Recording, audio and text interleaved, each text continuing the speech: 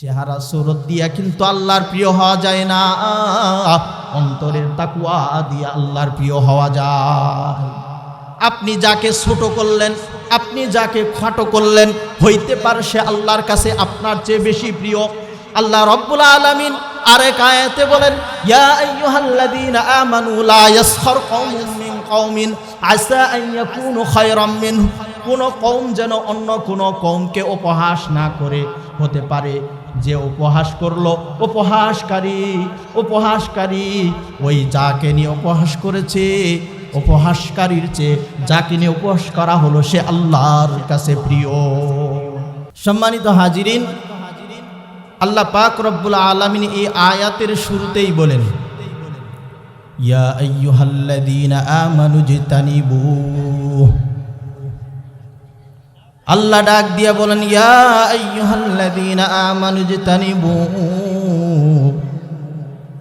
হে আমার বান্দারা, ও ঈমানদাররা, ইজতানিবু কাসীরাম মিনাজ-যন, অধিক ধারণা থেকে তোমরা বেঁচে থাকো, বেহুদা ধারণা থেকে তোমরা বেঁচে থাকো। বেহুদা ধারণা, মনে করুন আপনি কাউকে দাওয়াত দিলেন, আপনি অনুষ্ঠান করতেছেন, কাউকে দাওয়াত দিলেন, আপনার কোনো বন্ধু আপনার কাছে আসতে পারে নাই। এখন এমন কিছু বন্ধু আছে যে মনে করে যে বন্ধুর বাড়িতে আসলে কিছু টাকা পয়সা খরচ হবে, এই জন্য বন্ধু আমার বাড়িতে আসলো না। এইটা হলো আপনার ধারণা, কিন্তু আপনার এই ধারণা মিথ্যাও হতে পারে। আপনার বন্ধুর কোনো বিপদও থাকতে পারে, আপনার আত্মীয়র কোনো বিপদও থাকতে পারে। এই ধরনের ধারণা আপনি না জেনে অহেতুক একটা ধারণা করবেন। আল্লাহ পাক রব্বুল আলামিন এই অহেতুক ধারণা থেকে বেঁচে থাকার কথা বলেছেন। মনে করুন আল্লাহ সকলের চেহারা সমান দান করেন না। কারো একটু চেহারা কালো হয়, কারো ঠোঁট একটু কালো হয়। এখন একজন ঠোঁট কালোওয়ালা চেহারার দেখেই আপনি যদি মনে করেন যে এ মনে হয় গাঞ্জা নেশা করে, নেশাগ্রস্ত, এ মনে হয় গাঞ্জা খায়, তাহলে এই যে আপনার ধারণা, আসলেই তার জন্ম থেকে ঠোঁটগুলো কালো। কেন জন্ম থেকে ঠোঁট কালো এমন মানুষ নাই বলেন? আছে। এখন যে আপনি এই যে মন্দ ধারণা করলেন, এই মন্দ ধারণা কত ক্ষতি, কত বড় গুনাহের কাজ, এটা কি আপনি জানেন? এমন সকল বেহুদা ধারণা থেকে আল্লাহ তাআলা বেঁচে থাকার কথা বলেছেন। ইয়া আইয়ুহাল্লাযীনা আমানু ইজতানিবু কাসীরাম মিনাজ-যন ইন্না বা'দাজ-যন্নি ইসমুন। কই মানুষের কত ধারণা তো আছে যেগুলো বড় অপরাধ, পাপ। আপনার সকল ধারণা যে ঠিক হবে বিষয়টা এমন না।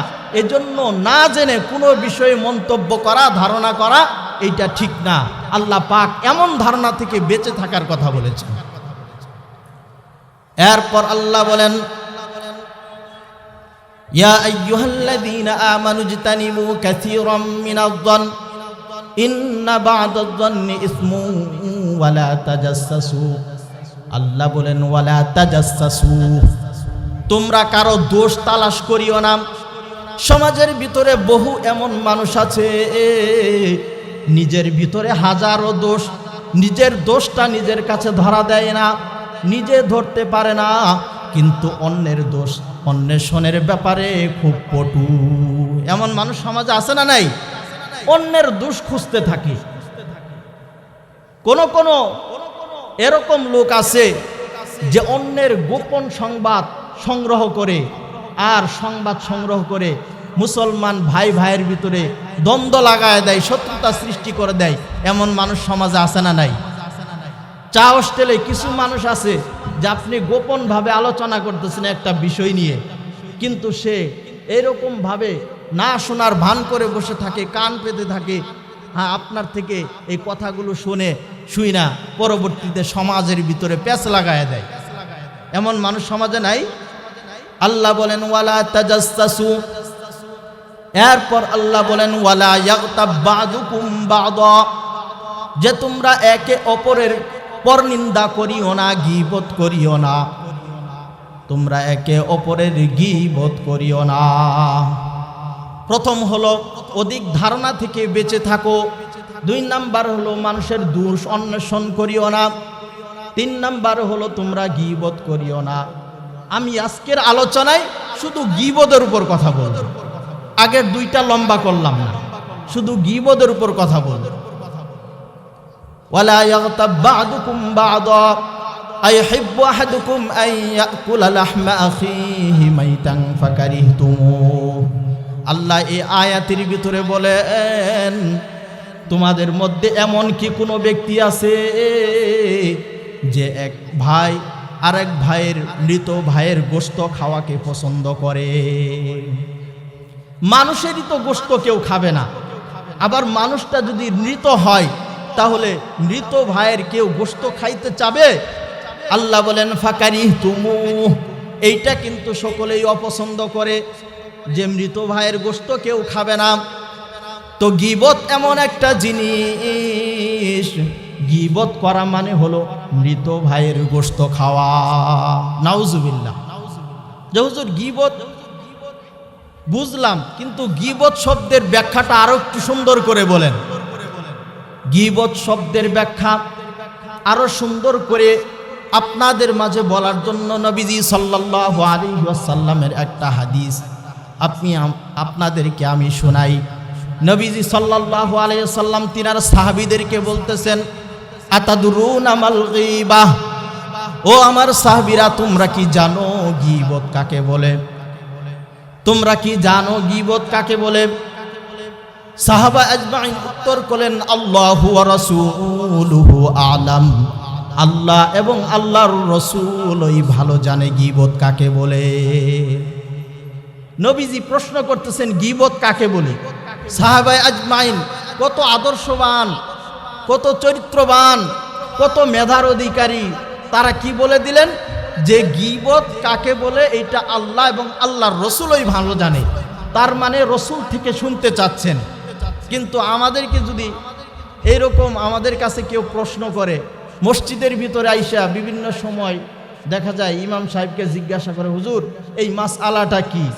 এখন ইমাম সাহেব উত্তর দেওয়ার আগেই ইমাম সাহেবের পাশের যে মুসল্লি আছে, এই মুসল্লি মুফতিরা ফতুয়া দেওয়া শুরু করে, যারা এটা তুমি বুঝো না, এটা হলো এই কথা। অথচ এই জ্ঞান কিন্তু ইমাম সাহেবের ভালো জানা। প্রশ্ন করা হয়েছে ইমাম সাহেবকে, প্রশ্ন করা হয়েছে মুফতি সাহেবকে, কিন্তু মুফতি সাহেবের পাশে এমন কিছু লোক থাকে এগুলো বলা শুরু করে দেয়। ডাক্তারের কাছে গিয়ে আপনার সমস্যার কথা বলবেন যে আমার তো এই সমস্যা, ডাক্তারের পাশে কিছু লোক বসা থাকে, ওরাই বলা শুরু করে দেয়, আরে তুমি এই ট্রিটমেন্ট নিতে পারো নাই, এই নাপা বড়ি খাইলেই তো ঠিক হয়ে যাবে, এই বড়ি খাইলেই তো ঠিক হয়ে যাবে। এমন লোকের অভাব সমাজের ভিতরে নাই। কিন্তু সাহাবায়ে আজমাইন সুন্দর করে বললেন, আল্লাহু ওয়া রাসূলুহু আ'লাম, একমাত্র আল্লাহ এবং আল্লাহর রাসূলই ভালো জানে যে গীবত কাকে বলে। এইবার নবীজি বলতেছেন গীবত হলো যিকরুকা আখাকা মা ইয়াকরাহু, যিকরুকা আখাকা বিমা ইয়াকরাহু। গীবত হলো ওই জিনিস, তোমার ভাইয়ের এমন সমালোচনা করা যেই সমালোচনার কথা তোমার ভাই শুনলে মনে কষ্ট পায়, তার খারাপ লাগে, তার কাছে এটা অপছন্দনীয় মনে হয়, এমন প্রত্যেক জিনিসকেই গীবত বলা হয়। তাহলে গীবতের সংখ্যা পাইলেন। গীবত কাকে বলা হয়? যে আপনার ভাইকে নিয়ে, আপনার ভাই বলতে আপন ভাই না, মুসলমান ভাই, মুসলমান ভাইকে নিয়ে এমন সমালোচনায় লিপ্ত হওয়া, এমন আলোচনায় লিপ্ত হওয়া যে আলোচনার মাধ্যমে আপনার ভাই যদি জানতে পারে তাহলে তার কষ্ট লাগবে, তার খারাপ লাগে। বলবেন হুজুর একজন চুরি করে আমি কি এইটাও বলতে পারবো না? একজনের ভিতরে দোষ আছে, একজন নেশাখোর, তার কথা কি আমি বলতে পারবো না? তার মধ্যে তো এই গুণ আছে, তো আমি বলবো, সমস্যা কি? নবীজি সাল্লাল্লাহু আলাইহি ওয়াসাল্লামকে কোন একজন সাহাবী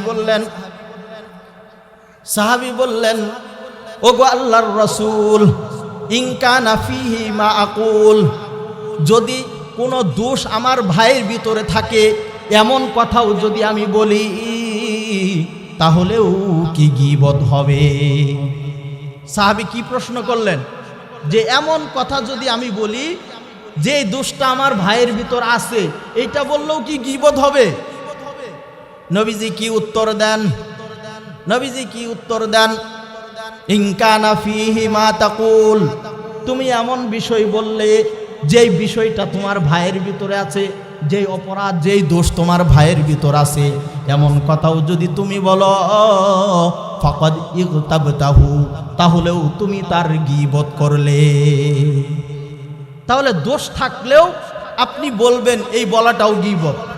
যে হুজুর সংশোধন করার জন্য বলা যাবে না? হ্যাঁ, সংশোধন করার জন্য এমন ব্যক্তির কাছে বলা যাবে যেই ব্যক্তিকে বললে তাকে সংশোধন করতে পারবে।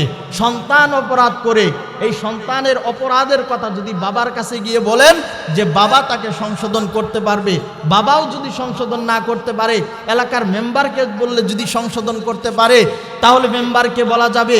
মেম্বার যদি সংশোধন না করতে পারে, যে তার পাপের মাত্রাটা, তার অপরাধের মাত্রাটা এত বেশি যে এমপি সাহেবকে বলতে হবে, তাহলে তাকেই গিয়ে বলতে হবে যে এটার সমাধান করতে পারবে। যে সমাধান করতে পারবে না তার কাছে গিয়ে যদি কারো দোষ বলেন, এটা হবে গীবত। কথা বুঝছেন? ফাকাদ ইগতাবতাহু, নবীজি বলেন যদি এই দোষটা তার ভিতরেও থাকে তাহলেও যদি তুমি বলো তাহলে সেটাও হবে গীবত। ওয়া ইল্লাম ইয়াকুন ফীহি, আর যদি দোষ তার ভিতরে না থাকে ফাকাদ বাহাত্তাহু, ফাকাদ বাহাত্তাহু, তাহলে তো তুমি তাকে অপবাদ দিলে। একজনের ভিতরে একটা দোষ নাই, আপনি বললেন, তাহলে এটা অপবাদ না? কি বলেন? অপবাদ না? অপবাদ তো আরো মারাত্মক গুনাহ। তাহলে দোষ থাকলে যদি এমন ব্যক্তির কাছে গিয়ে বলেন যে সংশোধন করে দিতে পারবে না, তাহলে সেটা হবে গীবত। আর যদি দোষ না থাকে এমন কথা যদি বলেন, সেটা হবে অপবাদ। তাহলে আপনার ভাইয়ের এমন সমালোচনা করা যাবে যেই সমালোচনা করলে আপনার ভাই মনে কষ্ট পায়। আরে ভাই বলতে কি বুঝাইছি? মুসলমান ভাই, আল মুসলিম ও আখুল মুসলিম, মুসলমান তো মুসলমানের ভাই। ব্যাখ্যায় এসেছে শুধু মুসলমান না, কোনো বেদিন কেউ, কোনো কাফের মুশরিক কেউ, কোনো হিন্দু বৌদ্ধ কেউ আপনি কষ্ট দিতে পারবেন না, কথার মাধ্যমে কষ্ট দিতে পারবেন না। মুসলমান শান্তিপ্রিয়, মুসলমান, মুসলমানের মাল, আত্মসম্মান, মর্যাদা যেমন মুসলমানের কাছে নিরাপদ, মুসলমানের কাছে সকল জাতির আত্মমর্যাদা নিরাপদ। এ হলো প্রকৃত মুসলমান। তাহলে গীবতের সংখ্যা বুঝছেন তো? কোথায় গীবত করা যাবে? এমন মানুষের কাছে বলা যাবে যে সংশোধন করে দিতে পারবে, যে সংশোধন করে দিতে পারবে না তার কাছে বলা যাবে না।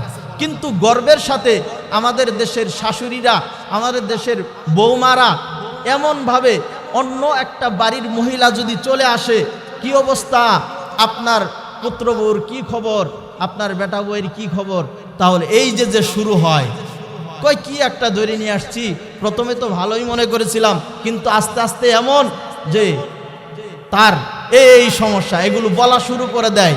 এখন এইটা যে মারাত্মক গুনাহ, এটা এখনকার শাশুড়িরা, এখনকার বৌমারা বুঝতেই চায় না। কত মারাত্মক গুনাহ! আল্লাহ যে কোরআনে বলতেছেন যে মৃত ভাইয়ের গোশত খাওয়ার সমতুল্য।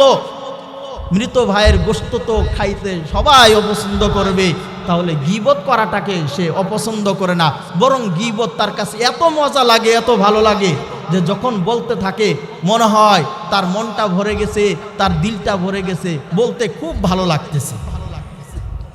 3 জন 4 জন 5 জন মানুষ এক জায়গায় হইলে কাউকে নিয়ে সমালোচনা শুরু হয়। সমাজের এই অবস্থা দেখা যায় কি যায় না? সমাজের ভিতরে এই অবস্থা দেখা যায়। আর যদি কেউ গীবত করে, এই গীবত করাটা তার মৃত ভাইয়ের গোশত খাওয়ার সমতুল্য। নবীজি সাল্লাল্লাহু আলাইহি ওয়াসাল্লামের সহধর্মিনী হযরতে আয়েশা সিদ্দিকা রাদিয়াল্লাহু তাআলা আনহা, তিনার আরেকজন স্ত্রী ছিলেন হযরতে সফিয়া রাদিয়াল্লাহু তাআলা আনহা। সফিয়া রাদিয়াল্লাহু তাআলা আনহা সাইজে একটু খাটো ছিল, আয়েশা সিদ্দিকা রাদিয়াল্লাহু তাআলা আনহা রাসূলুল্লাহ সাল্লাল্লাহু আলাইহি ওয়াসাল্লামকে বললেন, ওগো আল্লাহর রাসূল, সোফিয়া না দেখতে এমন এমন, মানে কি একটু শর্ট, এরপরও সোফিয়ার প্রতি আপনার এত টান ভালোবাসা। নবীজি সাল্লাল্লাহু আলাইহি ওয়াসাল্লাম বললেন, হে আয়েশা, তুমি এমন কথা বলেছো, তোমার এই কথাটা এত কালিমা যুক্ত অপরাধপূর্ণ কথা, এই কথাটাকে যদি সমুদ্রের ভিতরে ছেড়ে দেওয়া হয়, সাগরের ভিতরে ছেড়ে দেওয়া হয়, সাগরের সমস্ত পানি কালিমা যুক্ত হইয়া যাবে। এত মারাত্মক ভয়াবহ কথা বলেছে। কি বলেছিল? যে সাইজে একটু ছোট। তাহলে কারো খাটো দোষ ধরা, লম্বা ধরা, হ্যাঁ, কাউকে যদি বলে বেটে, কাউকে যদি বলে লম্বু, কাউকে আমাদের সমাজ অনেক মানুষ খাটো হইলে ওটাকে বাট্টু বলে, লম্বা হইলে ওইটাকে কি, ওইটাকে লম্বু বলে, এমন কথা বলে তিরস্কার করে। এই তিরস্কার করার কারণে, এই সমালোচনা করার কারণে, বলুন তো, যেই খাটো লোকটাকে আপনি বাট্টু বললেন, তার দিলে কষ্ট লাগবে না? কি বলেন, কষ্ট লাগবে কি লাগবে না? কেউ কালো হইলে তাকে কাল্লা বলে, বলুন তো, কাল্লা বললে তার দিলের ভিতরে কষ্ট লাগে কি লাগে না? চেহারা সুরত দিয়া কিন্তু আল্লাহর প্রিয় হওয়া যায় না, অন্তরের তাকওয়া দিয়া আল্লাহর প্রিয় হওয়া যায়।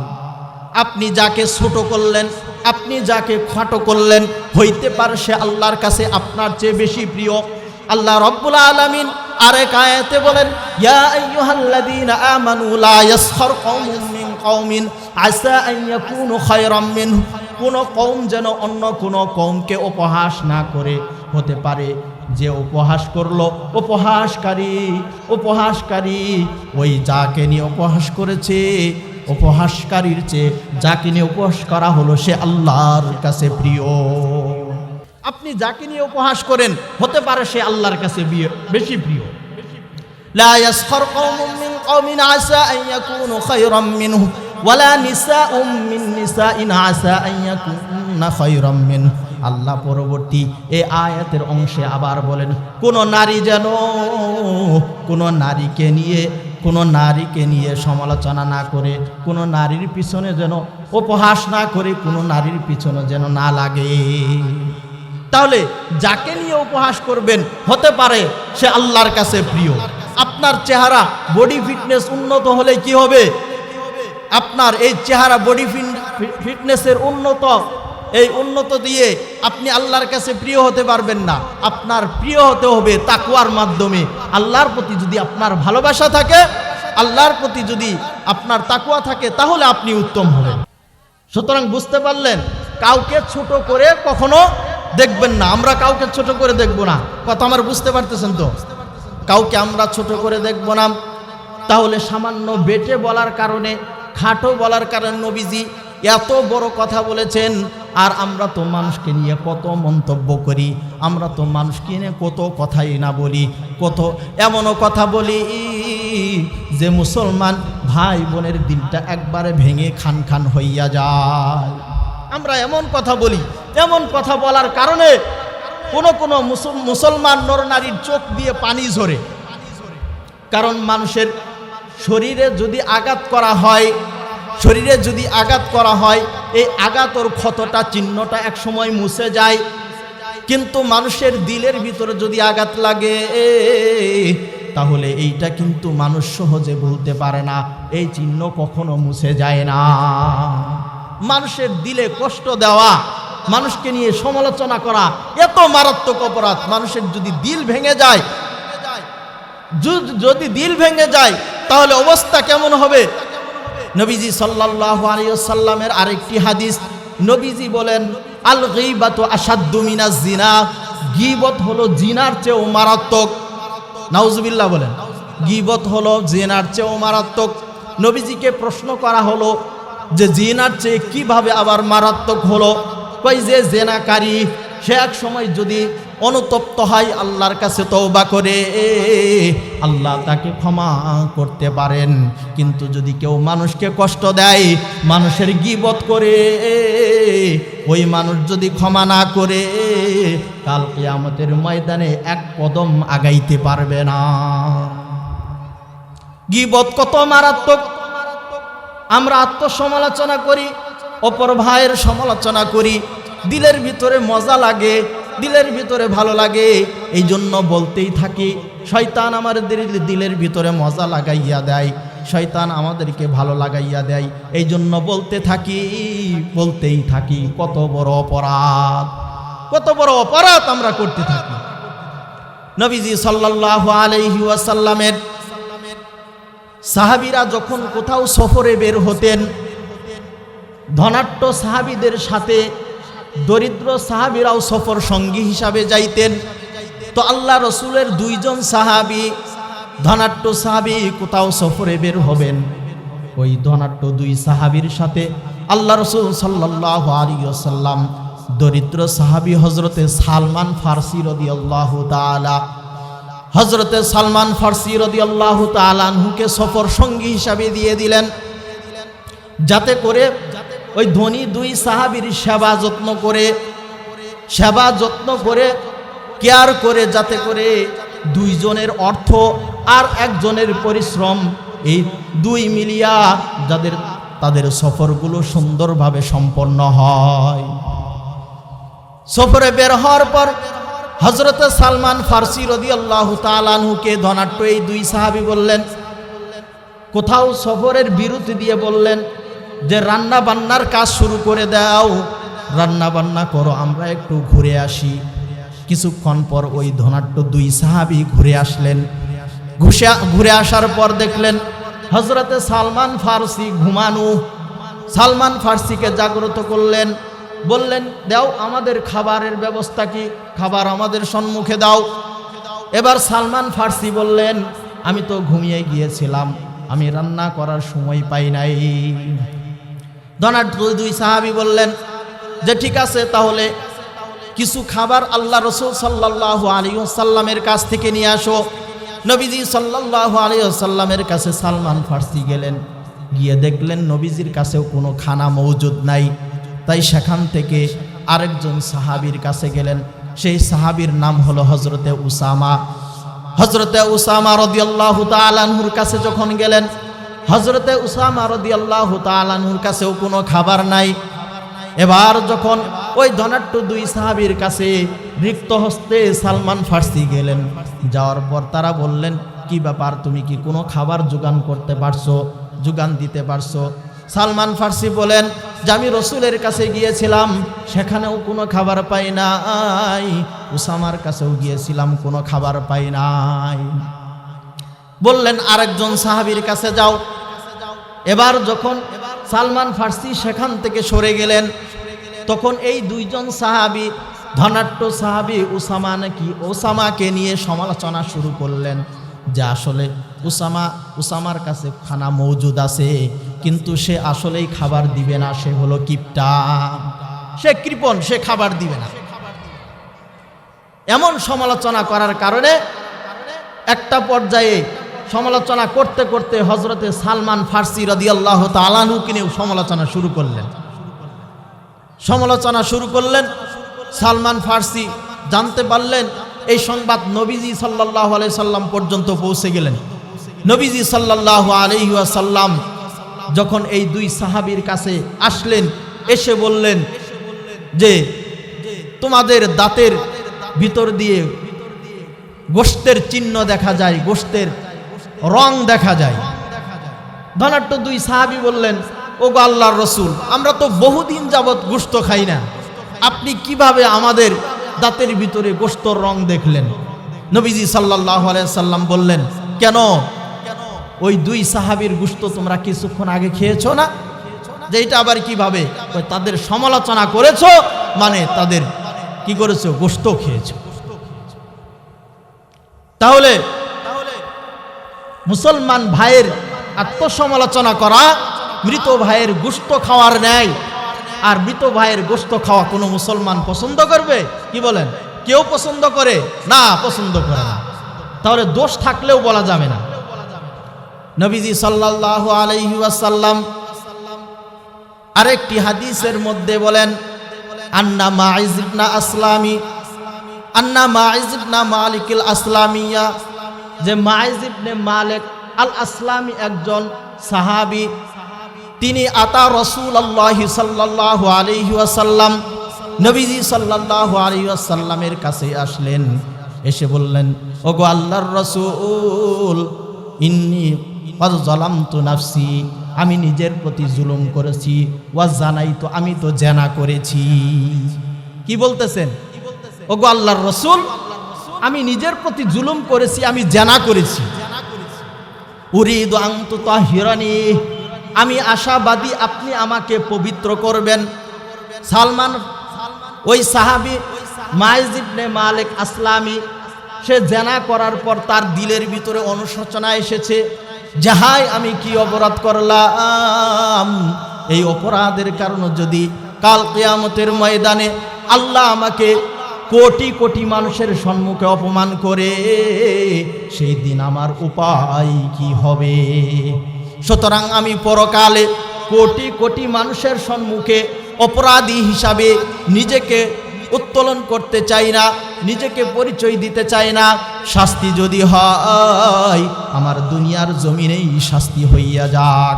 এই অনুশোচনা নিয়ে নবীজি সাল্লাল্লাহু আলাইহি ওয়াসাল্লামের কাছে আসলেন, এসে বললেন, ইন্নী যালামতু নাফসি ওয়া জানাইতু, ওগো আল্লাহর রাসূল, আমি নিজের প্রতি জুলুম করেছি, আমি জেনা করেছি। উরিদু আন তুতাহিরানি, আমি আশাবাদী আপনি আমাকে পবিত্র করবেন। জানাকারীর শাস্তি কি?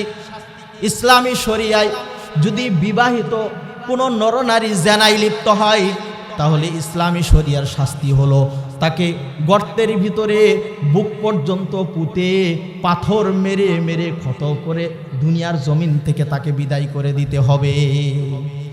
এত মারাত্মক শাস্তি, এত ভয়াবহ শাস্তি, নিজে জানে যে এত ভয়াবহ শাস্তি, এই শাস্তি সম্পর্কে জানার পরেও মাইজ ইবনে মালিক আসলামী নবীজির কাছে আয়েশা বলতেছেন যে আপনি আমাকে পবিত্র করুন, আমি নিজের প্রতি জুলুম করেছি, আমি তো জেনা করেছি। তার ভয় হলো পরকাল, তার ভয় দুনিয়া না। সে চাই দুনিয়াতে আমাকে মারা হোক, আমি যেন আমার অপরাধের শাস্তি দুনিয়াই হয়ে যাক, আমার যেন পরকালের শাস্তি না হয়। এই জন্য নবীজির কাছে মাইজ ইবনে মালিক আসলামী এসেছে। আল্লাহ রসুল তাকে ফেরত দিলেন। ফেরত দিয়ে একজন দূত পাঠাইলেন কওমের কাছে। মাইজ ইবনে মালিক আসলামী যেখানে থাকে, যে এলাকায় থাকে, ওইখানে একজন দূত পাঠাইলেন যে তথ্য সংগ্রহ করো এই লোকটার মাথা ঠিক আছে কিনা। আরে কেউ ইচ্ছা করে নিজের গলায় রশি দিবে, নিজে ফাঁসিতে ঝুলবে, এমন মানুষ সমাজে আছে? ইচ্ছা করে নিজে ফাঁসির গলায় নিজের ফাঁসির দড়ি নিজের গলায় ঝুলাবে, এমন মানুষ তো পাওয়া যায় না।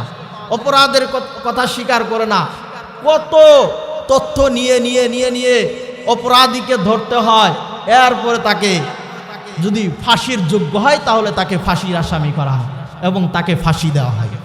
আর মাইজ ইবনে মালিক আসলামী নিজে জেনে শুনে যে আমাকে তো গর্তের ভিতরে পোতা হবে, আমাকে পাথর মেরে মারা হবে, এটা জানা সত্ত্বেও নবীজির কাছে এসে নিজের অপরাধের কথা স্বীকার করতেছেন। কারণ ভয় হলো পরকাল, দুনিয়ার ভয় না। নবীজি সাল্লাল্লাহু আলাইহি সাল্লাম চিন্তা করলেন যে এইভাবে একজন মানুষ তার জেনার কথা আমার সম্মুখে স্বীকার করতে পারে, তার মাথাটা ঠিক আছে কিনা। তাই একজন দূতকে পাঠাইলেন। দূত তথ্য সংগ্রহ করলেন।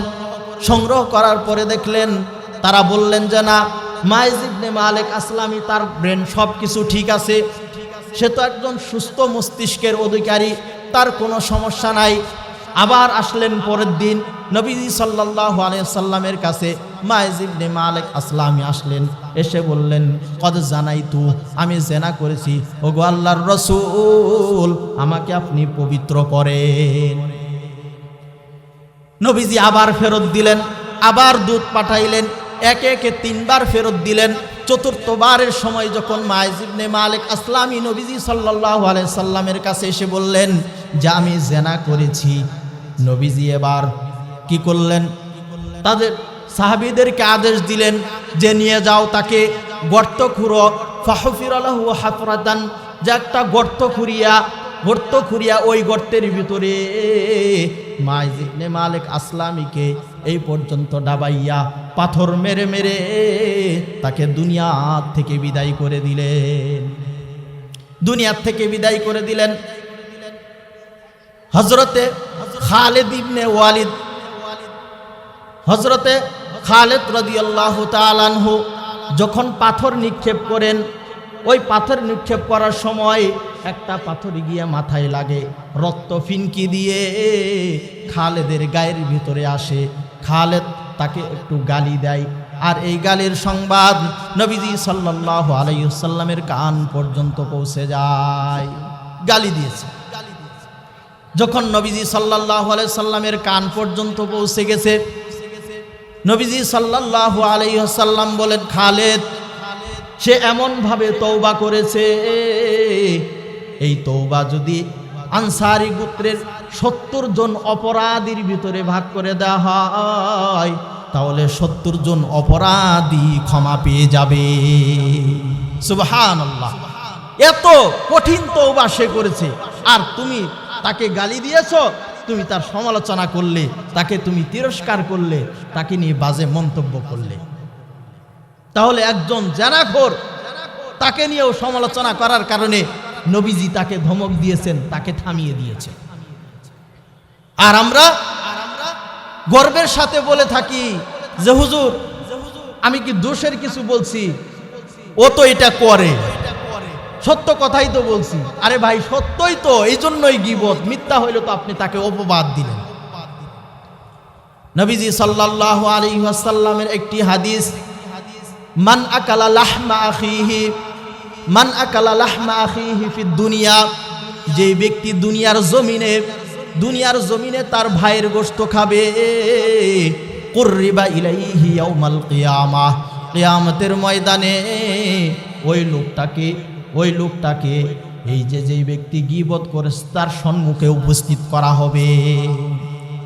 উপস্থিত করিয়া আল্লাহ পাক রব্বুল আলামিন বলবেন, কুলহু বাইয়িতা, যে এই মৃতের গোশত তুমি খাও, কামা আকালতাহু হাইয়া, যেমনি ভাবে তার জীবদ্দশায় তার গোশত তুমি খেয়েছো। তুমি এই মৃতের গোশত খাও যেমনি ভাবে জীবদ্দশায় তার গোশত তুমি খেয়েছো। কি কঠিন পরিস্থিতি হবে সেই দিন তো আর বান্দার কোনো ওজর থাকবে না, বান্দা সেখান থেকে ছাড় পাওয়ার কোনো সুযোগ নাই। আর তখন এই বান্দা এই মৃত ব্যক্তির গোশত খাওয়া শুরু করে দিবে, গীবতকারী এই মৃত ব্যক্তির গোশত খাওয়া শুরু করে দিবে। আমরা কত মানুষের সমালোচনা করি, সমালোচনার ক্ষেত্রে সমালোচনা এখন মুখ দিয়ে বলে বলে শেষ করতে পারি না। সমালোচনা এখন ফেসবুকে শুরু হয়ে যায়, কিছু হইলেই ফেসবুকে সমালোচনা শুরু হয়ে যায়, হয় কি হয় না? ফেসবুকে আমরা সমালোচনা শুরু করি, তো ফেসবুক যে চালায়, সমালোচনা যদি ফেসবুকে লেখেন, এটা কি ফেসবুকের দোষ না ফেসবুকের চালক যে তার দোষ? আপনি যদি সমালোচনা ফেসবুকের মাধ্যমেও করেন, অনলাইনের মাধ্যমেও করেন, কাজের কর্তার উপর বিচার হবে, কাজের যে মাধ্যম, এই মাধ্যমের উপর তো বিচার হবে না। সুতরাং সাবধান, মানুষের সমালোচনা করার আগে ভাবুন যে আমার নিজের ভিতরে কি দোষ আছে, নিজের দোষকে সংশোধন করুন, মানুষের সমালোচনা কম করে করুন।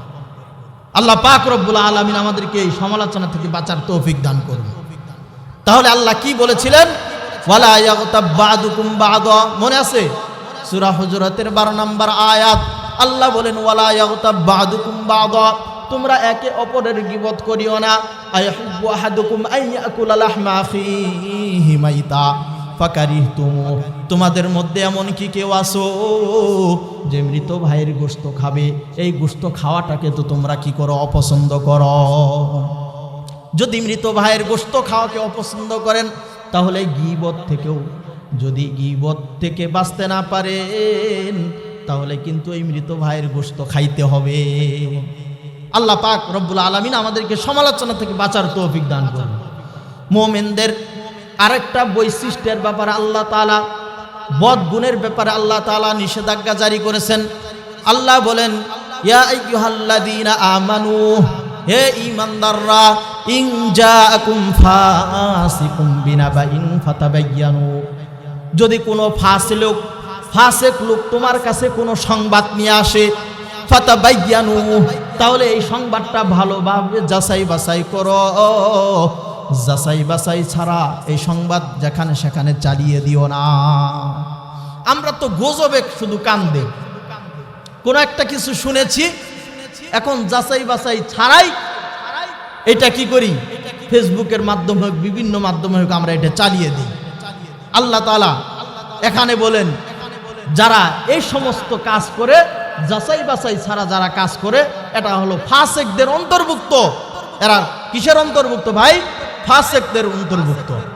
ইন জাআকুম ফাসিকুম বিনাবাইন ফাতাবায়ানু আন তুসিবু কওমান বিজাহালাতিন ফাতুসবিহু আলা মা ফাআলতুম নাদিমিন।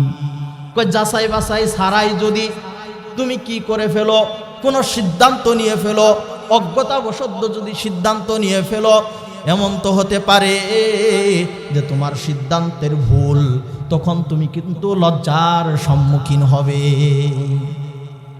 আপনাকে কেউ সংবাদ দিয়েছে, বিশেষ করে কিছু কিছু ক্ষেত্রে কিছু প্রবাসী ভাই আছে, প্রবাসে থাকে, বিদেশে থাকে, দেশ থেকে বন্ধু একটা খবর দিয়েছে, ভাই আপনি তো বিদেশে থাকেন, আপনার বউকে দেখলাম তো অমুক জায়গায় ঘুরতেছে, আপনার বউকে দেখলাম অমুক ছেলের সাথে এরকম দেখা যায়, আপনার বউ তো অমুকের সাথে চ্যাটিং করে অমুকের সাথে কথা বলে। এখন যাচাই বাছাই নাই, দিলের ভিতরে গুসা আসছে, 3 ছেলের মা এই মাকে কি দিয়েছে, তালাক দিয়ে দিয়েছে। এমন ঘটনা ঘটে কি ঘটে না? পরবর্তীতে যাচাই বাছাই, এবার তালাক দেওয়ার পর যখন যাচাই বাছাই শুরু করে, দেখে তার স্ত্রীর কোনো প্রকারের দোষ নাই। এখন বলুন তো, যাচাই বাছাই না করিয়া যদি সিদ্ধান্ত নেন, তাহলে আপনার লজ্জার সম্মুখীন হতে হবে কি হবে না? কি বলেন, লজ্জার সম্মুখীন হতে হবে না? তাই আল্লাহ বলেন, ইন জাআকুম ফাসিকুম বিনাবাইন ফাতাবায়ানু আন তুসিবু কওমান বিজাহালাতিন ফাতুসবিহু আলা মা ফাআলতুম নাদিমিন। এই কাজ তোমাদেরকে লজ্জায় ফেলে দিবে। নবীজি সাল্লাল্লাহু আলাইহি ওয়াসাল্লামের কাছে এক সাহাবী এসে মুসলমান হয়েছেন। মুসলমান হওয়ার পর নবীজি সাল্লাল্লাহু আলাইহি ওয়াসাল্লাম বললেন যে জাকাতের সিজন আসলে তুমি জাকাত দিবা, তুমি নিজেও জাকাত দিবা, আর তোমার যে গোত্র আছে এই গোত্রের ভিতর থেকেও জাকাত উসুল করিয়া আমার কাছে তুমি পৌঁছাইয়া দিবা। এই সাহাবী চলে গেলেন, কওমের লোকদের কাছে গিয়ে জাকাত উসুল করলেন।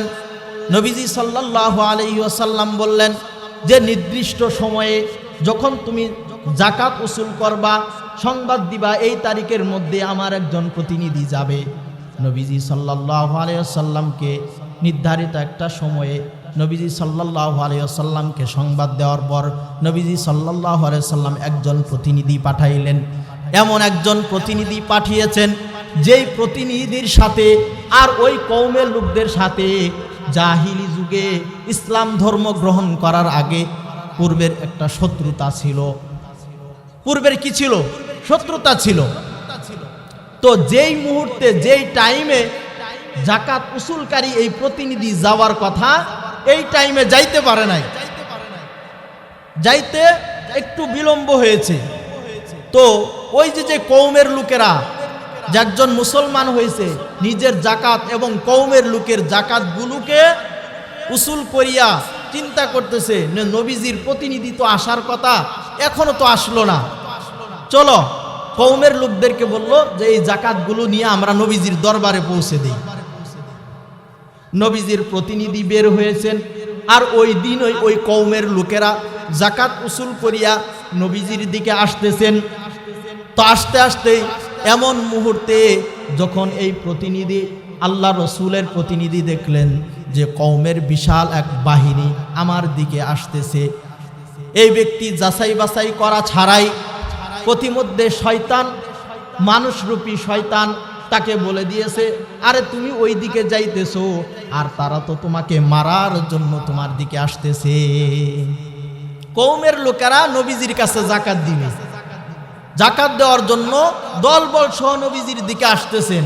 এইদিকে নবীজি সাল্লাল্লাহু আলাইহি সাল্লামের প্রতিনিধি যাচ্ছেন যাকাত উসুল করার জন্য, মাঝখান থেকে মানুষ নামক শয়তান সে একটা কথা লাগায়া দিছে, তুমি যাচ্ছ, ওরা তো তোমাকেই মারার জন্য আসতেছে। মাঝ পথেই আল্লাহ রাসূল সাল্লাল্লাহু আলাইহি ওয়াসাল্লামের এই প্রতিনিধি সাহাবী ব্যাগ দিয়ে আসলেন, এসে নবীজি সাল্লাল্লাহু আলাইহি ওয়াসাল্লামকে বললেন, ওগো আল্লাহর রাসূল, আমি তো যাকাত উসুল করার জন্য যাইতেছিলাম, কিন্তু তারা যাকাত তো দিবেই না, বরং উল্টা আমাকে মারার জন্য আসতেছে। নবীজি সাল্লাল্লাহু আলাইহি ওয়াসাল্লাম বললেন, তাই নাকি? যদি বিষয়টা এমনই হয় তোমাকে মারার জন্য, তাহলে আমাদের তো যুদ্ধের প্রস্তুতি নিতে হয়, কারণ তারা যাকাত দিবে না, বরং উল্টা তোমাকে মারবে। সুতরাং যে যাকাত দিবে না সে মুসলমানের অন্তর্ভুক্ত থাকতে পারে না। ফরজ একটা হুকুমকে যে অমান্য করবে তার সাথে তো যুদ্ধ করতে হয়। তাই নবীজি সাল্লাল্লাহু আলাইহি সাল্লাম তিনিও যুদ্ধের প্রস্তুতি নিলেন, যে তারা আসতেছে, আমাদেরও যুদ্ধের প্রস্তুতি নিতে হবে। কিন্তু একদিকে তারা আসতেছে মূলত যাকাত দেওয়ার জন্য, কিন্তু প্রতিমধ্যে মানুষরূপী শয়তান লাগাই দিছে পেঁয়াজ, যে মারার জন্য আসতেছে। এবার নবীজিও কি হইল, প্রস্তুতি নিলেন যে বিষয়টা যদি তাই হয় তাহলে তাদের বিরুদ্ধে তো যুদ্ধ করতে হয়।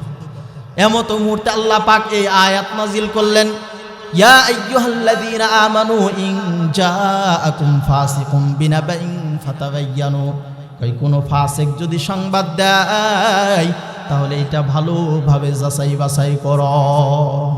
সুতরাং সংবাদ পায়াই আপনি যেটা প্রচার করে দিবেন, এটা একটা জাতির বড় ক্ষতি হইতে পারে। কি বলেন, হইতে পারে না? কিছুদিন আগে এক লোকে বলতেছে, হুজুর আপনাদের তো মসজিদ মাদ্রাসার কারেন্ট বিল সব মওকুফ করে দিচ্ছে, কিসের জন্য বিল দেন, কিসের জন্য বিল দেন? এরকম একটা গুজব ফেসবুকে ছড়ছে না, যে ডক্টর ইউনূস এসে, ইউনূস সরকার এসে কি করেছে, মসজিদ মাদ্রাসার যত কারেন্ট বিল আছে সব কি করে দিছে, মাফ করে দিছে। এটা পুরোটাই গুজব, পুরোটাই গুজব। কিন্তু এই গুজব মানুষের দিল পর্যন্ত পৌঁছে গেছে, মানুষের হাতে হাতে পৌঁছে গেছে। এইরকম গুজব 2 দিন পর পর শুরু হয়। কিছুদিন আগে এক গুজব ছড়েছিল রাসেল ভাইপার, আর এই রাসেল ভাইপারের যন্ত্রণা। এখন মানুষ যদি রাস্তার মধ্যে একটা খের পড়ে থাকতেও দেখে মনে করে এটা রাসেল ভাইপার। অন্ধকারের ভিতরে একটা দড়ি পড়ে থাকলেও এটাকে রাসেল ভাইপার মনে করে। একটা ওই যে পানিতে থাকে, আমরা ওইটাকে মাইসে দুরা সাপ বলি, দুরা সাপ বলি, ওই সাপকে দেখলেও বলে রাসেল ভাইপার। এমন গুজব ছড়ছিল না, কি বলেন ভাই? যে মানুষ রাসেল ভাইপারকে এত ভয় করে, অথচ বান্দা এই গুজব ছড়ানোর কারণে কবরের ভিতরে যদি যায়, কবরের ভিতরে এরকম 1000 রাসেল ভাইপার মিলা একটা সাপের সমান বিষ হবে না। কবরে আল্লাহ এত মারাত্মক সাপ রেখে দিয়েছেন। কবরের ভয় নাই, কবরের চিন্তা নাই। মানুষের ঈমান এতটা দুর্বল যে আমি যে এই যে ফাসিকি করতেছি, এইটার জন্য যে আল্লাহ ধরবে এই চিন্তা মানুষের ভিতরে নাই। খুব সাবধান। পরকাল হলো মুমিনদের, পরকাল হলো আসল। দুনিয়াটা এটা সামান্য সময়ের জন্য দুনিয়াতে আসা।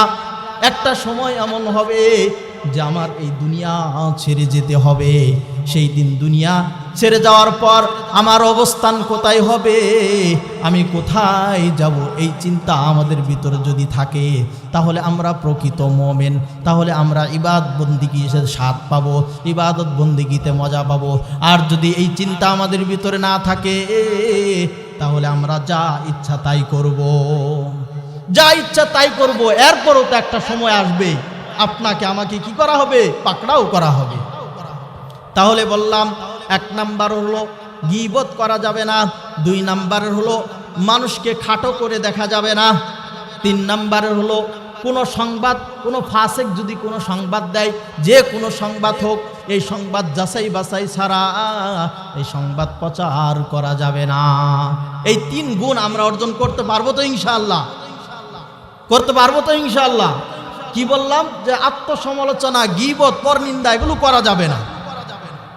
তারপরে বললাম যে কোনো লোককে খাটো করে দেখা যাবে না, কোনো কৌমকে খাটো করে দেখতে পারবে না। বংশমর্যাদায় ছোট হতে পারে, কিন্তু আল্লাহর কাছে সে দামি হতে পারে। আল্লাহ বলেন, ইয়া আইয়ুহাল্লাযীনা আমানু ইয়া আইয়ুহান নাস ইন্না খলাকনাকুম মিন যাকারিন ওয়া উনসা ওয়া জাআলনাকুম শুউবান ওয়া ক্বাবাইলা লিতাআরাফু। যে আমি তোমাদেরকে পুরুষ নারী হিসাবে সৃষ্টি করেছি। ওয়া জাআলনাকুম শুউবা, তোমাদেরকে বিভিন্ন গোত্রে আমি বিভক্ত করেছি। তোমাদের ভিতরে কেউ মণ্ডল গোষ্ঠী থাকবে, কেউ সৈয়দ গোষ্ঠী থাকবে, কেউ থাকবে সরকার গোষ্ঠী, কেউ থাকবে আবার আকন্দ গোষ্ঠী। কোনো গোষ্ঠীকে ছোট করে দেখবা না, কোনো গোষ্ঠীকে ছোট করে দেখা যাবে না। আল্লাহু ফাদ্দালা বাদুকুম আলা বাদ, আল্লাহ তো একে অপরের উপর মর্যাদা দিয়েছেন, বরত্ব দিয়েছেন। যদি পৃথিবীর সকল মানুষ ধনী হয়, তাহলে ধনী মানুষের ভিতরে তারতম্য করা যাবে না। কি বলেন, করা যাবে? ধনীর যে তারতম্য, এটা করা যাবে। সকলেই ধনী, তাহলে সমস্যা কি দাঁড়াবে? ধনী লোকের সেবা দেওয়ার জন্য মানুষ লাগবে না? ধনী লোকের কি কর্মচারী লাগে না? খাদেম লাগে না? ওই খাদেম কোথায় পাবে? আরেকজন ধনী খাদেমগিরি করবে? বলেন, করবে? তো আল্লাহ তাআলা এই তারতম্য করে সৃষ্টি করেছেন, কারো উপর কারো মর্যাদা দিয়েছেন। এর মানে এই নয় যে মর্যাদা পেয়ে আপনি অহংকার করবেন।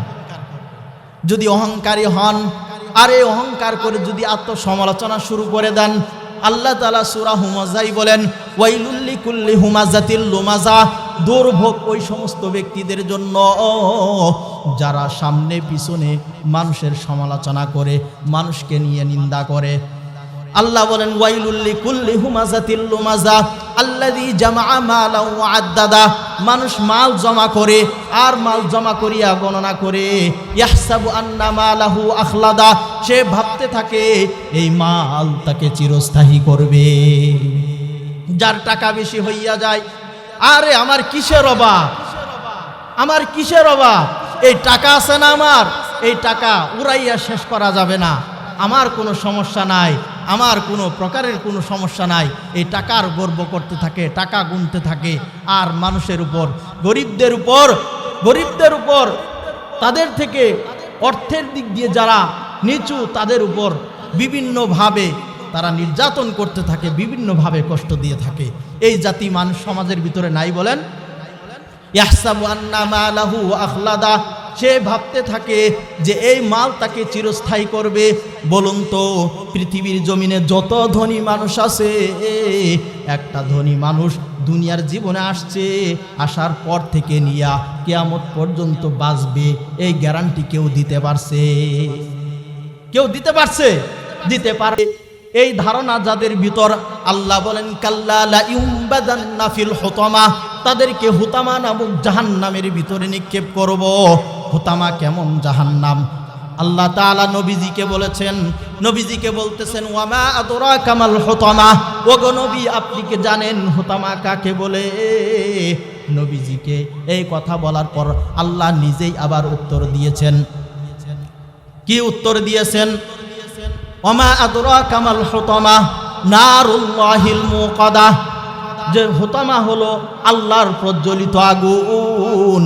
যে হুতামা নামক জাহান্নামের ভিতরে আল্লাহ নিজে আগুন জ্বালিয়েছেন। যদি আগুনের সম্পর্ক আল্লাহর সাথে হয়, এমনি তো দুনিয়ার আগুনের চেয়ে 69 গুণ বেশি পাওয়ার হলো জাহান্নামের আগুন। দুনিয়ার আগুনের চেয়ে 69 গুণ বেশি পাওয়ার আগুন জাহান্নামের আগুন। দুনিয়ার আগুন কি কোনো কিছুকে ছাড় দেয়? সব কিছু তো পুরাইয়া শেষ করে দেয়। আগুনকে যদি নিয়ন্ত্রণ না করা যায়, সব কিছুকে পুড়ে ভস্ম করে দেয়।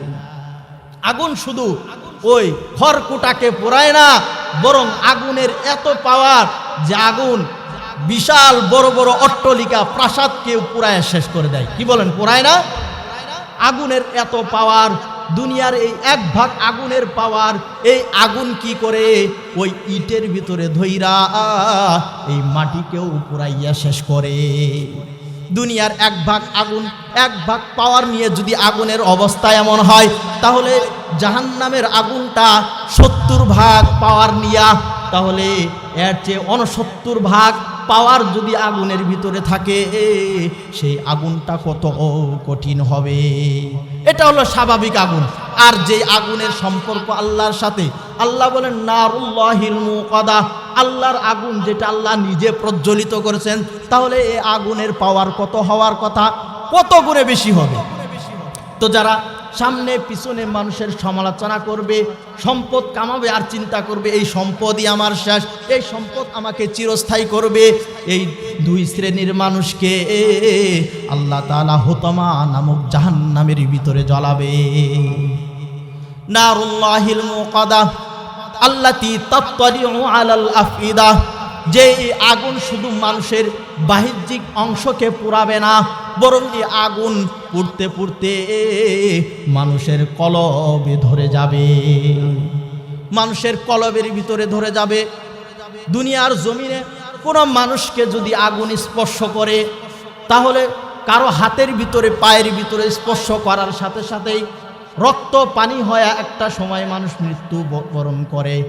কাউকে হয়তো বা চামড়া পোড়াইয়া দেয়, পুরো দেহ পোড়াইতে হয় না, পোড়ানোর আগেই শেষ হইয়া যায়। কিন্তু আল্লাহ পাক রব্বুল আলামিন হুতামা নামক যে জাহান্নামের ভিতরে মানুষকে দিবে, কলব পর্যন্ত ধরবে, এরপরও মানুষ মৃত্যুবরণ করবে না। কেন মৃত্যুবরণ করবে না? নবীজি সাল্লাল্লাহু আলাইহি ওয়াসাল্লামের একটা হাদিস, নবীজি বলেন ইদা দাখালা আহলুল জান্নাতি আল জান্নাতা, যখন জান্নাতি জান্নাতে প্রবেশ করবে, ও আহলুন নারি আন্নারা, যখন কোনো জাহান্নামী জাহান্নামের ভিতরে প্রবেশ করবে, ইয়াকুমু মুআজ্জিনুন বাইনাহুম, যে জান্নাত আর জাহান্নামের ভিতরে একজন ঘোষণাকারী দাঁড়াবে, দাঁড়াইয়া ডাক দিব, ইয়া আহলান নার, হে জাহান্নামের অধিবাসী, লা মাউতা, তোমার আর মৃত্যু হবে না। জাহান্নামীকে যদি বলে যে তোমার আর মৃত্যু হবে না, বলুন তো যতই শাস্তি দেওয়া হোক, জাহান্নামী কিন্তু শাস্তি থেকে নিষ্কৃতি পাবে না। নিষ্কৃতি পাওয়ার কোনো সুযোগ নাই। কারণ দুনিয়াতে মানুষ কষ্ট সহ্য না করতে পারলে একটা সময় মানুষ মৃত্যুবরণ করে, আর মৃত্যুর পর তার শরীরে আঘাত করলেই বা কি, না করলেই কি। কিন্তু জাহান্নামের ভিতরে মানুষকে দেওয়ার পর মানুষের তো কোনো মৃত্যু হবে না। এখন যত শাস্তি দেওয়া হোক, এই শাস্তি তাকে শুধু কষ্ট আর কষ্টই দিবে, শুধু কষ্ট আর কষ্টই দিবে। কারণ মৃত্যুকে সেই দিন জবাই করে দেওয়া হবে, দ্বিতীয়বার আর মানুষের মৃত্যু হবে না। এরপর জান্নাতীদেরকে ডাক দিয়ে বলবেন, ইয়া আহলাল জান্নাহ, হে জান্নাতের অধিবাসী, লা মাউতা, তোমাদের কোনো মৃত্যু হবে না, খুলুদ, যতদিন মন চায় তোমরা জান্নাতের ভিতরে থাকতে থাকো। সুবহান। তাহলে সেই দিন মৃত্যু হবে না, মানুষ পুরে ভস্ম হয়ে যাবে, শেষ হয়ে যাবে, পুরো একদম চামড়া ঝলসে যাবে, কয়লা হয়ে যাবে, এরপরেও মানুষের মৃত্যু হবে না। যে হুজুর কয়লা হয়ে গেলে তাহলে পরবর্তী তার শাস্তি দিয়েই বাকি করবে।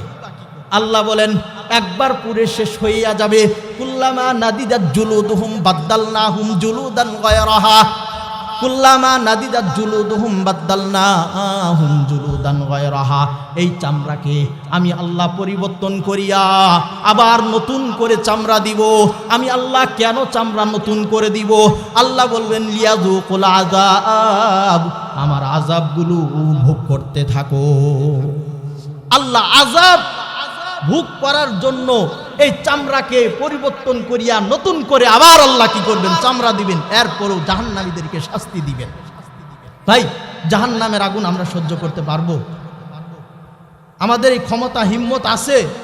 দুনিয়াতে আমরা মনে করি হাই হুজুররা এই সমস্ত কথা বলেই থাকে, হুজুরদের কাজই তো তাই, হুজুররা বলবেই, আমরা আমাদের গতিতে থাকি। আল্লাহ আদর কইরা বানাইছে, আমাদেরকে মাফ করবে। কি বলেন? এমন চিন্তা নিয়ে বহু মানুষ বসে আছে যে আল্লাহ আদর কইরা বানাইছে, আল্লাহ আমাদেরকে মাফ করবেনি। আরে আল্লাহ আদর কইরা বানাইছে, আপনি জানেন না যে আল্লাহ এমন একটা মুহূর্ত আসবে, এমন একটা সময় আসবে, আল্লাহ আপনাকে বান্দা হিসাবে পরিচয় দিবে না। সেই দিন আপনি কোথায় যাবেন? আল্লাহ বলেন ইয়াউমাহুম বারিজুন, লা ইয়াখফা আলাল্লাহি মিনহু শাই লিমানিল মুলকুল ইয়াউম। এমন এক দিন আসবে যেই দিন মানুষের সব কিছু প্রকাশ পাবে। ওই দিন আল্লাহ রব্বুল আলামিন বলবেন সমস্ত জাহান্নামীদেরকে, হাসরবাসীকে ডাক দিয়ে বলবেন লিমানিল মুলকুল ইয়াউম, আজকের দিনের রাজত্ব কার, আজকে ক্ষমতা কার। দুনিয়াতে খুব বাহাদুরি দেখাইতা, এই নামাজ কালাম তো পড়বে হুজুররা, এগুলো তো হুজুরদের কাজ, এগুলো তো দরিদ্র ব্যক্তিদের কাজ, গরিবদের কাজ। আমাদের তো টাকা পয়সা আছে, সুখ শান্তির কোনো অভাব নাই, কোনো কিছুরই তো অভাব নাই। আমরা নামাজই বা কেন পড়বো আল্লাহর কাছে, বা চাবই কেন? কিছুদিন আগে এক লোক দেখেছেন না, ভাইরাল হয়েছে, সেই লোকে বলে যে আমি আল্লাহর কাছে কখনো ক্ষমা চাই না, আমি আল্লাহর কাছে ক্ষমা চাই না, কারণ আমি গুনাহ করি না। কত বড় পাওয়ারফুল ব্যক্তি, কত বড় বুজুর্গ ব্যক্তি, ও আল্লাহর কাছে ক্ষমাই চায় না। আল্লাহ সেই দিন বলবেন লিমানিল মুলকুল ইয়াউম, আজকের ক্ষমতা, আজকের রাজত্ব কার? সেই দিন কেউ উত্তর দিবে না, আল্লাহ নিজেই বলবেন লিল্লাহিল ওয়াহিদুল কাহার। সেই দিন দয়াময় আল্লাহর ক্ষমতা হলো আল্লাহর, সব ক্ষমতা কার? আল্লাহর, কারো কোনো কথা বলার সুযোগ থাকবে না। এই জন্য সম্মানিত হাজিরিন, আপনি আল্লাহ বানাইছেন আদর করে, মোহাব্বত করে, ঠিক আছে, কিন্তু আল্লাহ যে আপনাকে মোহাব্বত করে বানিয়েছে, এখন আল্লাহর এই রহমত, এই দয়ার মর্যাদা, এটা তো আপনার করতে হবে। যদি তা না করতে পারেন তাহলে আল্লাহ তো আপনাকে বান্দা হিসাবে পরিচয় দিবে না। এজন্য খুব সাবধান, এখন থেকেই ইবাদত বন্দেগীর ব্যাপারে আমরা সতর্ক হই। তো আমি সূরা হুজুরাতের 12 নম্বর আয়াত এবং প্রাসঙ্গিক ক্রমে সূরা হুজুরাতের আর বেশ কিছু আয়াত আপনাদের মাঝে তেলাওয়াত করেছি। আমি আজকের আলোচনায় যেই বিষয়গুলো শুরুর থেকে বলতে চেয়েছি, যে আমরা কারো গীবত করব না, কোনো জাতিকে, কোনো কওমকে, কোনো মানুষকে, কোনো নরনারীকে আমরা ছোট করে দেখব না। 3 নাম্বার হলো, কোনো সংবাদ যদি আমার কাছে চলে আসে তাহলে এই সংবাদ যাচাই বাছাই করা ছাড়া আমরা প্রচার করব না, যাচাই বাছাই ছাড়া কোনো বিষয়ে আমরা উদ্যোগ গ্রহণ করব না। আল্লাহ পাক রব্বুল আলামিন আমাদেরকে এই কথাগুলোর উপর আমল করার তৌফিক দান করুন। আল্লাহ তাআলা আমাদেরকে গীবত থেকে বাঁচার তৌফিক দান করুন, অন্যের আত্মসমালোচনা করা থেকে বাঁচার তৌফিক দান করুন। আল্লাহ পাক রব্বুল আলামিন আমাদেরকে খাঁটি মুমিন বান্দা হিসাবে দুনিয়ার জমিন থেকে বিদায় নিয়ে যাওয়ার তৌফিক দান করুন। সকলে বলি আমিন। ওয়া আখিরু দাওয়ানা আনিল হামদুলিল্লাহি রাব্বিল আলামিন। আসসালামু আলাইকুম ওয়া রাহমাতুল্লাহ।